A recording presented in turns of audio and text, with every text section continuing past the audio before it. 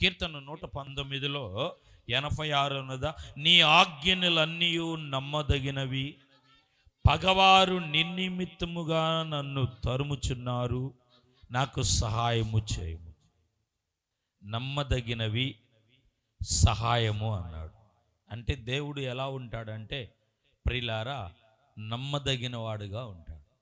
నీ ప్రవర్తన బట్టి, నీ క్రియను బట్టి దేవుడు ఏమయ్యాడు, నీకు దూరం అయి ఉండొచ్చు. మనం నమ్మకంగా ఉండాలి.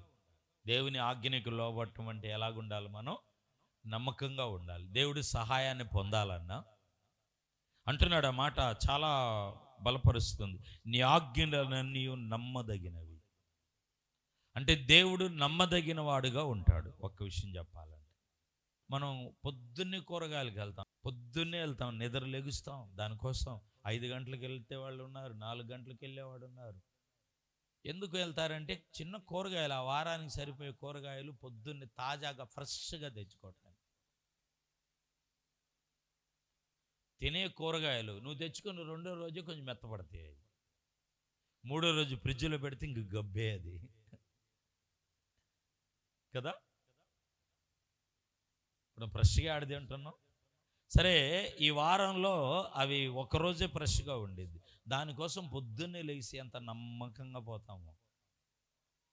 కానీ ప్రార్థనకు రావాలి, మీటింగ్కి వెళ్ళాలి, ప్రార్థన చేయాలి, ఉపవాసం ఉండాలి నమ్మకంగా. బైబిల్లో ఏ మనుష్యుడు నమ్మదగిన వాడు కాదు, గుర్తుపెట్టుకోండి. ప్రాణానికి ప్రాణం, ఒక కంచం ఒక మంచం, వాళ్ళ బట్టలు మీరేసుకొని మీ బట్టలు వాళ్ళు, మీ చీరలు వాళ్ళు, వాళ్ళ చీరలు మీరు, వాళ్ళు వంట పాత్రలోది మీరు, మీ వంట పాత్రలో తినేటప్పుడు ఆలోచన చేయండి.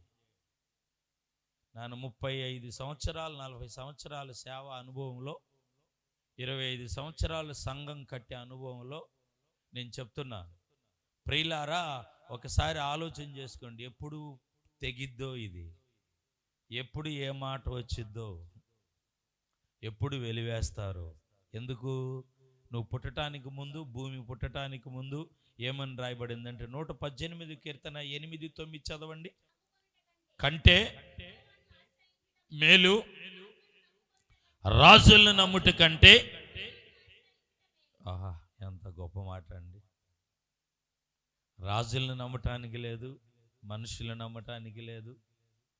ఏమండి, దేవుణ్ణి నమ్మితే మేలు అన్నాడండి. స్తోత్ర. బైబిల్లో మనం చూస్తున్నాం ప్రియులారా, దేవుని వాక్యములో మనం దేవుణ్ణి నమ్మాలి. ఈరోజు మీరు ఏదో సమస్యతో ఉన్నారు, మీరు దేవుణ్ణి నమ్మండి,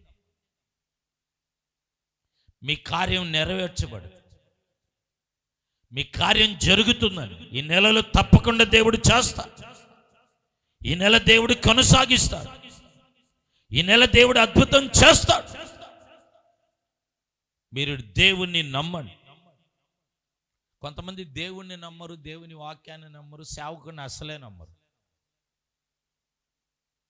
సేవకుడిని ఏం చేయరండి? అసలు నమ్మరు.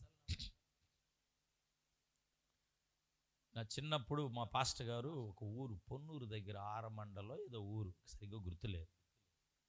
పొన్నూరు దగ్గర ఆరమండలో మునిపల్లి ఏదో ఒక ఊరు. అప్పుడు సైకిళ్ళు ఉండేవి, సైకిల్కి వెనక ఒక బుట్ట కూడా ఉండేది.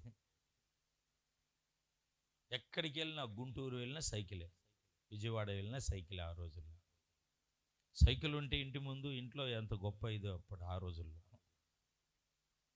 సరే, ఒక దగ్గరికి వెళ్ళాం. ఆ పాస్టర్ గారు మా పాస్టర్ గారితో పంచుకుంటున్నాడు. చూడండి పాస్టర్ గారు, ఆయన డబ్బులు ఒక 1000 రూపాయలు, అప్పుడు ఎంత, 10 రూపాయల కాగితాల, 5 రూపాయల కాగితాలు, 2 రూపాయల కాగితాలు, ఒక 45 ఏళ్ళు అయి ఉండొచ్చు, నాకు 10 సంవత్సరాలు ఉంది అప్పుడు. ఆ రూపాయి కాగితాలు, 2 రూపాయల కాగితాలు అంతా ఒక 1000 రూపాయలు. 1000 రూపాయలు అంటే ఇప్పుడు 1,00,000 రూపాయలతో సమానంగా ఉండొచ్చేమో. మరి పాస్టర్ గారు 40 సంవత్సరాల క్రితం సంగతి చెప్పాడండి. 1000 రూపాయలు అంటే 10,000 ఉండిద్దా, 1,00,000 ఉండిద్దా అన్నది. ఆ డబ్బులు చేతిలో ఇచ్చి ప్రార్థన చేయమన్నాడంటే, ఏదో కొనటానికి వెళ్తున్నాడు, స్థలమో గేదో ఏదో కొనటానికి వెళ్తున్నాడు. ఆ డబ్బులు తీసుకొని పాస్టర్ గారు అలా చేతులు పట్టుకొని ప్రార్థన చేస్తాడుగా. చేతులు అలా పట్టుకున్నప్పుడు అవతల వ్యక్తి అంట, ఈయన పాస్టర్ గారు చేయండి ఇట్లా పట్టుకున్నాడు అంట. ఈ పాస్టర్ గారు ఆ ప్రార్థన చేసేసి డబ్బులు ఇచ్చేసాడు. వెళ్ళిపోయిన తర్వాత మా పాస్టర్ గారు వచ్చి, చూడండి నేను డబ్బులు పట్టుకొని ప్రార్థన చేస్తున్నాను కదా, నా చెయ్యి మళ్ళీ అలా పట్టుకున్నాడు అతను. ఎందుకు? ఈ 1000 రూపాయలు నేను డబ్బులు ఏమైనా తీసేస్తానేమో ప్రార్థన చేస్తా అని. ఆ రోజుల్లో విన్న మాటలు చెప్తున్నాను నేను. అంటే సేవని కానీ, సేవకుడిని కానీ, సంఘాన్ని కానీ, దేవుని వాక్యాన్ని కానీ నమ్మం. ఎవడో తాయి తీస్తాడు ఒక 100 రూపాయలకి, గుమ్మడికాయ ఇస్తాడు, ఏదో చెప్తాడు ప్రియులారా, దాన్ని నమ్ముతాం. దేవుని వాక్యములు ఒక మాట చదువుదామా? రాసుకోండి ఈ మాట. సామెతలు 14:15. జ్ఞానము లేనివాడు ప్రతి మాట నమ్మును, వివేకి అయిన వాడు. ఎంత గొప్ప సంగతి! మీరు ప్రతిదీ నమ్మొద్దు, దేవుని వాక్యాన్ని నమ్మండి. దేవుని సేవకుడు చెప్పింది నమ్మండి, అవతలు చెప్పిందే నమ్మబాకండి. 119లోనే 98వ వచనములో, నీ ఆజ్ఞలు నిత్యము నాకు తోడుగా ఉన్నవి, నా శత్రువులను మించిన జ్ఞానం అవి నాకు కలుగు చేయను. అంటే దేవుని ఆజ్ఞకు లోబడితే దేవుడు తోడుగా ఉంటాడు. దేవుని ఆజ్ఞకు లోబడాలి.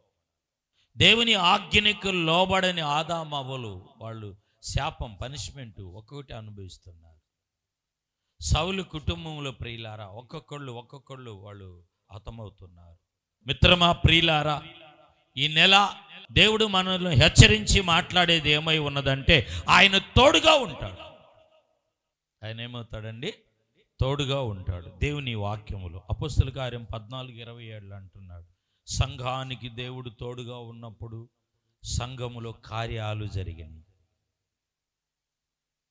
వారికి తోడుగా ఉన్నప్పుడు ఆ సంఘములో ఏం జరిగినాయి అంటే వాళ్ళకు కార్యాలు జరిగాను.